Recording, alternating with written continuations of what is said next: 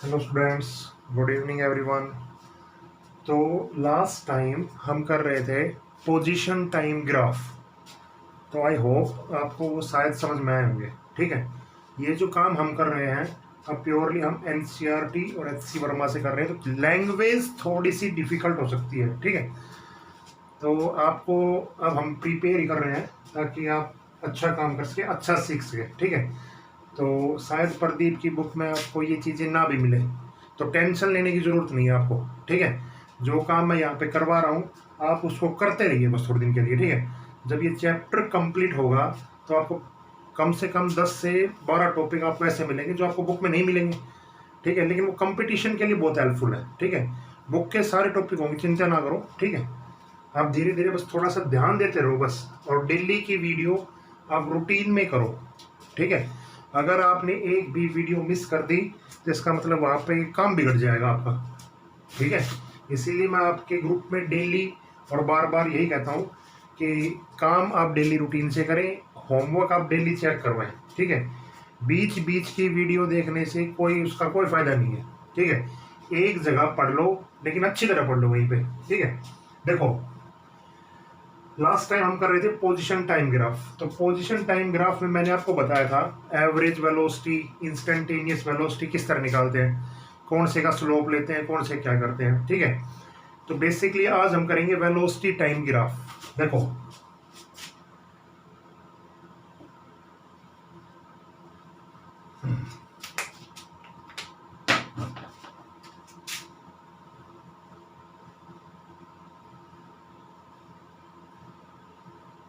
9th में आप पढ़ चुके हो इतना काम, तो ठीक है, इतना याद रख लो आप। एक्सेलरेशन क्या होता है, डीवी अपॉन में dt, change in velocity upon में time.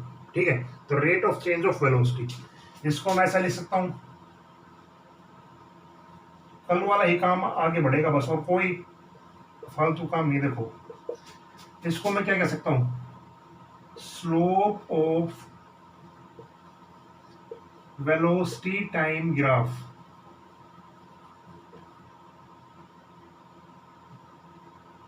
Graph towards time axis, इसका मतलब slope of velocity time graph towards time axis. वही काम है ये, जैसा हमने लास्ट टाइम किया था ना, v इज इक्वल टू ये वाला D upon D T into में एक्स। तो इसमें क्या था, slope of position time graph towards time axis. ठीक है, तो सारी चीजें सेम हो गई, कोई दिक्कत नहीं आई। ठीक है, तो सेम प्रोसेस बिल्कुल यही की यही इसमें है। ठीक है, सेम टू सेम। देखो किस तरह, मैं बताता हूँ आपको लिख के एक एग्जाम्पल। वही ये कोई ग्राफ है, कल भी मैंने बनाया था, आज भी बना रहा हूं। ठीक है, this is velocity and this is time, this is time t1, this is time t2 and this is time t3। ठीक है, एक्सेलरेशन एट टाइम t1 क्या है बताओ, पॉजिटिव, क्योंकि इसकी टेंजेंट किस तरफ है, ऊपर की तरफ। एक्सेलरेशन एट टाइम t2 ये क्या है, जीरो, टाइम एक्सिस के पैरेलल हो गई है। ठीक है, और एक्सेलरेशन एट टाइम t3 ये क्या है, नेगेटिव, इसका टेंजेंट किस तरफ है। पहला केस जो कल हमने किया था वही उठा रहा हूं मैं। ठीक है, तो वही चीजें सेम टू सेम आ रही है। उसमें क्या था, वेलोसिटी इस टाइम पॉजिटिव थी, एक्सेलरेशन इस टाइम जीरो था, वेलोसिटी इस टाइम जीरो थी, और वेलोसिटी इस टाइम नेगेटिव थी इस केस में। लेकिन वो ग्राफ किसका था, एक्स का, एक्स और टी का। ये ग्राफ किसका है, वी और टी का। बिल्कुल सेम प्रोसीजर है, कोई चेंजमेंट नहीं है। ठीक है, तो सारा काम वही करना है कि टेंजेंट जो डालोगे, ठीक है, तो वो आपको क्या देगा, एक्सेलरेशन। ठीक है, और एवरेज एक्सेलरेशन क्या मिलेगा आपको, ये वाला एंगल। कल जो चीज की थी ना वही है, सेम टू सेम। ठीक है, लेकिन इसमें दो चीजें जो बहुत इंपॉर्टेंट है वो याद करने लायक है, जो लिखनी है। ये सारी चीजें आपको लिखनी है इसी तरह। ठीक है, वो सुनिए, दो चीजें कौन कौन सी हैं।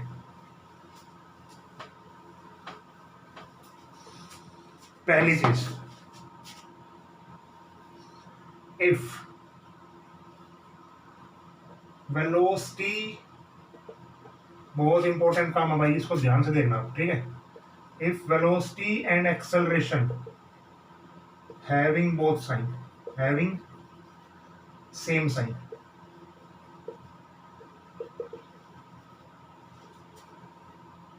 Having same sign. ये कह रहा है अगर वेलोसिटी और एक्सेलरेशन इन दोनों का साइन सेम है,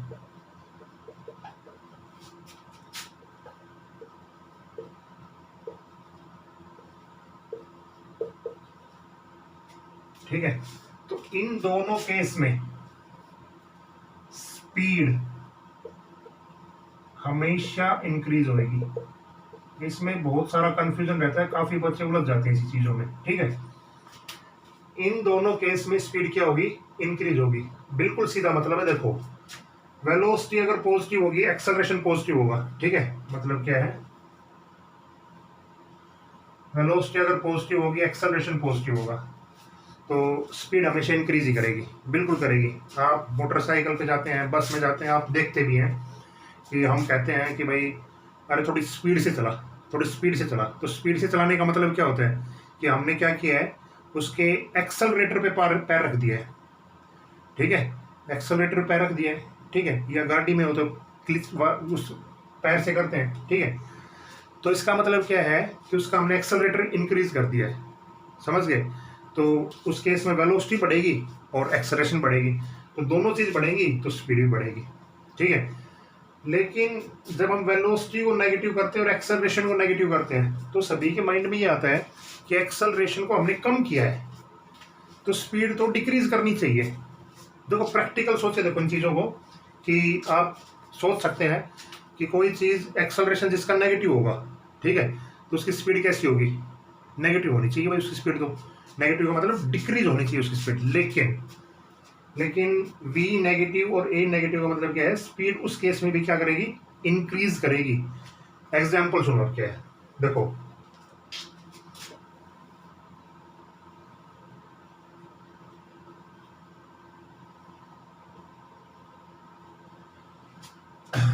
ये आदमी आपको बनाना आना चाहिए, ठीक है। ये कोई x डायरेक्शन, इसको ऐसा समझो, x डायरेक्शन है। यहाँ पे, यहाँ से आपने कोई फुटबॉल है, ठीक है, उसको आपने किक किया और ये यहाँ चला गया, ठीक है। तो ये वाली साइड नेगेटिव हो गई और ये वाली साइड कैसी माने हमने, पॉजिटिव। ये x है पूरा। इतनी बात समझ गया। अब आगे ध्यान से देखो, जब इसको यहाँ पे यहाँ चला, ठीक है, तो इसकी वेलोसिटी क्या हुई, इंक्रीज हुई, और एक्सेलरेशन भी क्या हुआ, किक मारी तो एक्सेलरेट किया हमने, इंक्रीज होकर चली गई, तो स्पीड क्या होगी, इंक्रीज होगी, ठीक है। अब यही आदमी मान लेते हैं यहाँ पे खड़ा है, ये वाला आदमी अब यहाँ पे आ गया, ठीक है। अब ये कौन सी एक्सिस हो गई इसके लिए, नेगेटिव एक्सिस हो गई, ठीक है। अब इसने यहाँ से किक मारी, ठीक है, तो इस डायरेक्शन में इसकी वेलोसिटी भी नेगेटिव है और इस डायरेक्शन में इसकी एक्सेलरेशन भी क्या होगी, नेगेटिव होगी। तो ये यहाँ पे इस बॉल को पहुंचाना चाहता है दोबारा, तो क्या नहीं पहुंचा देगा आराम से। इन दोनों केस में वेलोसिटी और एक्सेलरेशन क्या है, नेगेटिव है, लेकिन बॉल की दोबारा क्या बढ़ रही है, स्पीड तो क्या हो रही है, बढ़ ही रही है, ठीक है। तो ये प्रैक्टिकली चीज़ है, थोड़ा सा बस सोच के देखो, बहुत मुश्किल सा काम नहीं है, ठीक है।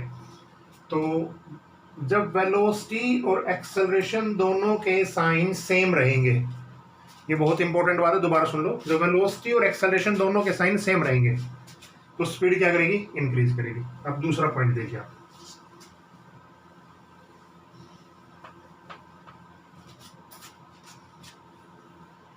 if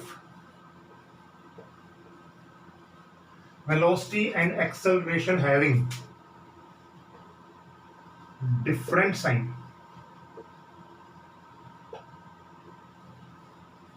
ठीक है, डिफरेंट साइन v और a, ठीक है।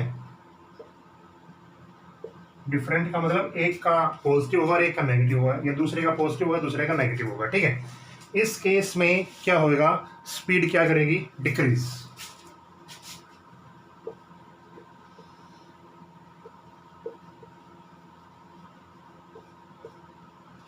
इस केस में स्पीड क्या होगी, डिक्रीज होगी, ठीक है। वही एग्जांपल दोबारा ले लो, देखो इसने फुटबॉल को किक किया, ठीक है, इस साइड से। अब ये आदमी यहाँ पे पहुंच गया नेगेटिव साइड में, इसने कुछ एक्सेलरेशन से इस फुटबॉल को वापस किया होगा, ठीक है, कुछ एक्सेलरेशन इसने लगाया होगा, और वो एक्सेलरेशन कैसा है, नेगेटिव है। वेलोसिटी इसकी पॉजिटिव है, एक्सेलरेशन इसका नेगेटिव है, ठीक है। तो जब ये इसको रोकेगा, मीन्स फोर्स लगाएगा, देखो इसको रोकने की कोशिश करेगा, फोर्स लगाएगा, तो फोर्स किसके डायरेक्टली प्रोपोर्शनल होता है, एक्सेलरेशन के। ये चीजें 9th में आप पढ़ चुके हैं, ठीक है, F = ma। तो जब ये इसको रोकेगा तो इसकी स्पीड क्या हो जाएगी, अपने आप डिक्रीज हो जाएगी, यही काम इसका उल्टा होगा, ठीक है। बाकी आप इतना ध्यान रख ले बस कि जब वेलोसिटी और एक्सेलरेशन दोनों के साइन डिफरेंट होंगे, ठीक है, तो स्पीड क्या होगी इसकी, डिक्रीज। एक एग्जांपल में देता हूँ, ट्राई करना, ठीक है। जो काम मैं करवा रहा हूँ वो आपको लिखने हैं, ठीक है। ये सारी चीजें बुक में, एनसीईआरटी बुक में आप देखेंगे तो सारी चीजें मिलेंगी आपको, ठीक है। लेकिन अगर आप प्रदीप की बुक में देखेंगे तो आपको प्रदीप की बुक में हर एक क्वेश्चन में देखना पड़ेगा, हर चीज में, ठीक है, क्योंकि उसकी थोड़ी सी इजी लैंग्वेज है। एक क्वेश्चन देखो आप, और बेटर यही है कि अपनी थोड़ी सी डिफिकल्टी लेवल को आप ज्यादा बढ़ाइए, ठीक है, मतलब एफर्ट आप ज्यादा करिए, आसान चीजों के पीछे मत भागिए, ठीक है। अगली चीज देखिए आप, एग्जाम्पल मैं ले रहा हूं कोई,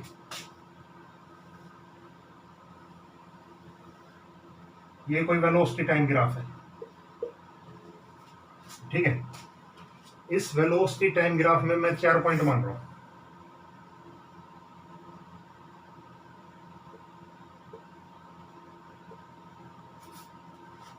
ठीक है। This is T1, T2, T3 and T4, okay. अच्छा, इसमें आप ये बताना है कि स्पीड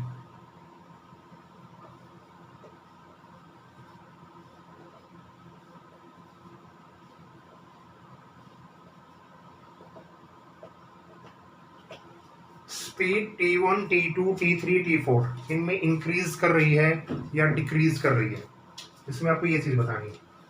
किस तरह हम बता पाएंगे इन चीजों को, देखिए आप देखो यहाँ पे वेलोसिटी, देखो वेलोसिटी ऊपर की तरफ है, तो इसका मतलब V भी कैसा है, पॉजिटिव, और A भी कैसा है, पॉजिटिव। स्पीड क्या करेगी, इंक्रीज। आ गया वो समझ में, कोई दिक्कत नहीं होगी, ठीक है। इसमें देखो आप, वेलोसिटी फिर भी ऊपर की तरफ है, अभी भी यहाँ पे देखोगे तो वेलोसिटी किस तरफ है, ऊपर की तरफ है, तो V तो पॉजिटिव है। A का टेंजेंट आप डालेंगे, ठीक है, तो A कैसा दिख रहा है आपको, नेगेटिव। पहले वाले केस में भी बताया था ना, यहाँ पे क्या करेगी, डिक्रीज, ठीक है। T3 भाई, T3 में V भी कैसा है, नेगेटिव। इसका टेंजेंट आप डालेंगे तो ये और नेगेटिव की तरफ जा रहा है, तो एक्सेलरेशन इसमें भी क्या है, नेगेटिव। इसमें क्या करेगा, इंक्रीज। T4 में देखिए आप, वेलोसिटी दोबारा क्या है, नेगेटिव, और एक्सेलरेशन आपकी बार क्या है, पॉजिटिव। क्यों, क्योंकि आपके पास टेंजेंट आप डालोगे तो ऊपर की तरफ।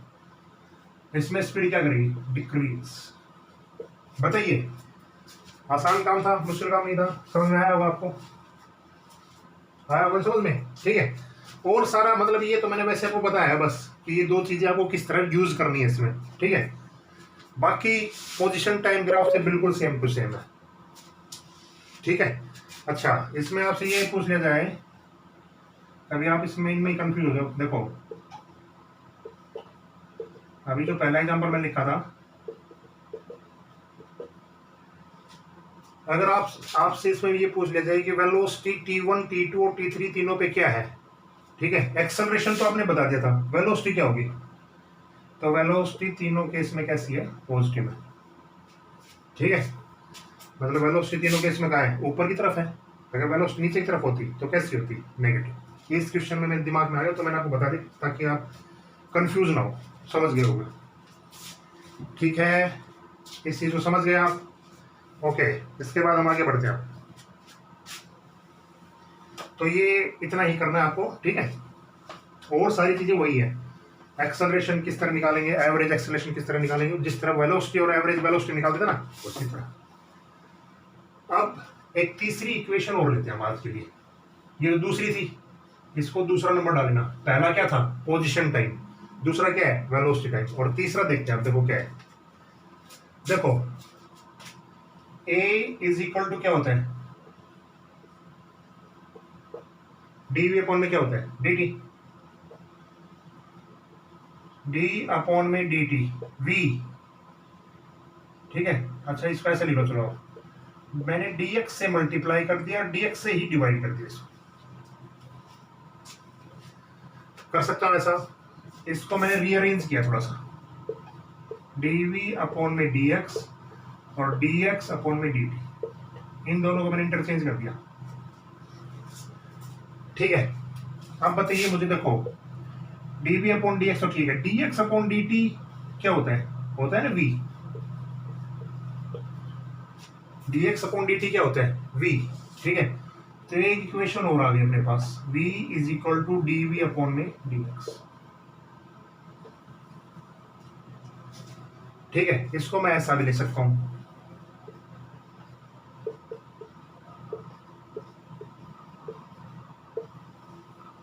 बताइए लिख सकता हूं, ठीक है। तो अपनी तीसरी इक्वेशन क्या है, यही है, अपनी तीसरी इक्वेशन क्या है, यही है, ठीक है। इस लाइन का मतलब मैं लिख देता हूं क्या है, देखो ratio of acceleration to velocity is equal to slope of velocity position, ठीक है, टुवर्ड्स पोजीशन। वही चीज लिखी है, मुश्किल चीज में कभी आप सोचोगे पता नहीं क्या लिख दिया, ये रेशियो है। आपके पर डीवी अपॉन dt का क्या लिखते थे, स्लोप ऑफ वेलोसिटी टाइम, इसका क्या लिखा है, slope of position velocity, velocity position towards, इसमें टाइम एक्सिस, इसमें टुवर्ड्स किस क्या आ जाएगा, पोजीशन एक्सिस के, ठीक है। तो मेनली ग्राफ तो दो ही पढ़ते हैं हम बेसिकली बुक में, वेलोसिटी टाइम ग्राफ और पोजीशन टाइम ग्राफ, ठीक है। ये एक तीसरी तरह की ग्राफ है जो बुक में भी आपको नहीं मिलेगा एक, लेकिन करना आना चाहिए आपको, ठीक है। देखो इसका एक क्वेश्चन करवाता हूँ, अभी ये लिख लिया होगा आपने, ठीक है। देखो इसका क्वेश्चन देखो,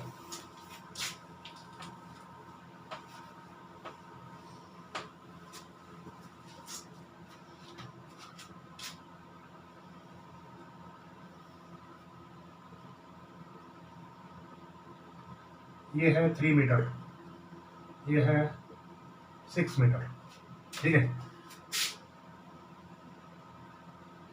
this is v and this is x, ठीक है। ग्राफ किसका आ गया, ये पोजीशन और वेलोसिटी का, ठीक है। 6 मीटर और 3 मीटर पर सेकंड, ठीक है।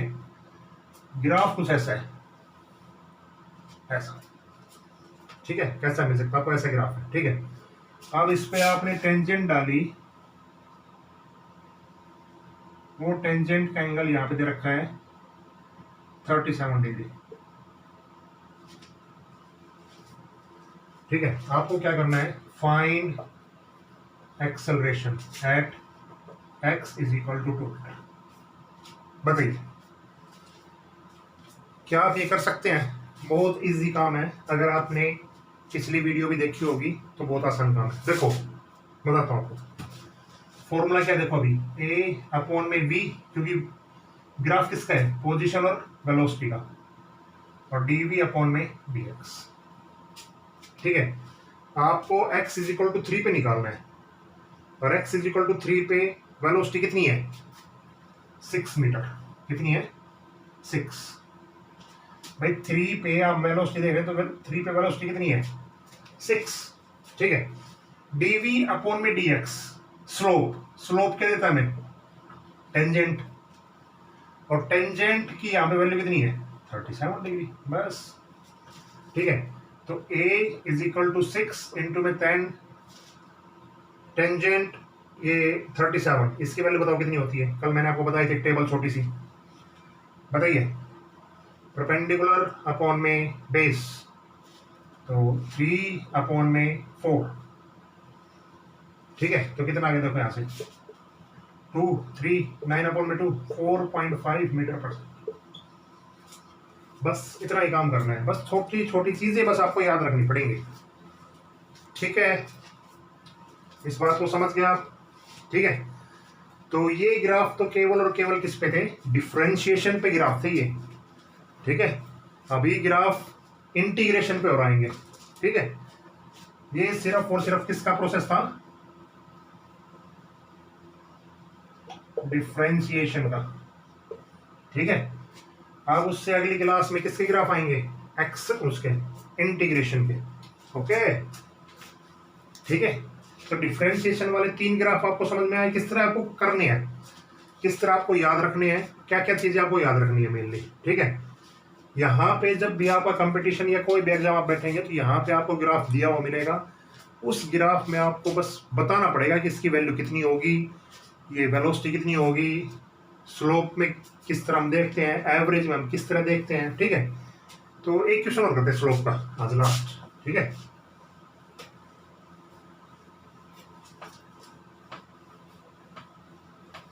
देखिए लास्ट क्वेश्चन क्या है,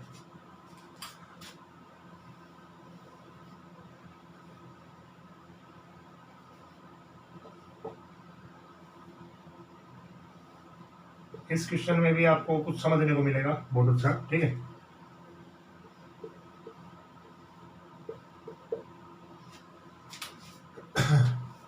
ये कोई आपको दे रखा है इस तरह का ग्राफ, ठीक है।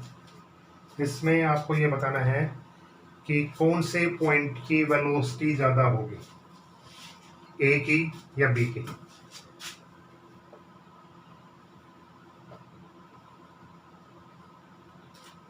ठीक है, ए की या बी की, किस तरह आप इसको देखेंगे। अब वो देखिए पहले, सबसे पहले तो देखो वेलोसिटी, ये कोई किसका ग्राफ है, पोजीशन और टाइम का है। पोजीशन टाइम का ग्राफ हमें क्या देता है, स्लोप। इस पे आप कोई टेंजेंट डाल दीजिए। अब टेंजेंट डालने की इसको जरूरत ही नहीं है, क्यों, क्योंकि दोनों स्ट्रेट लाइन में है, दोनों किस में है, स्ट्रेट लाइन में। तो ये आपस में ही एक टेंजेंट का काम कर रहे हैं, यहाँ पे कोई दिक्कत नहीं है, ओके। अब आपको ये पता होना चाहिए कि स्लोप किसकी ज्यादा होती है, किस तरह हम देखते हैं कि स्लोप ज्यादा है, तो जिसका एंगल ज्यादा होता है ना उसकी स्लोप ज्यादा होती है, जिसका एंगल ज्यादा होता है उसकी स्लोप ज्यादा होती है, ठीक है। तो यहाँ पे किसका एंगल ज्यादा है, 60 डिग्री का, तो इसका मतलब इसकी स्लोप क्या है, ज्यादा है।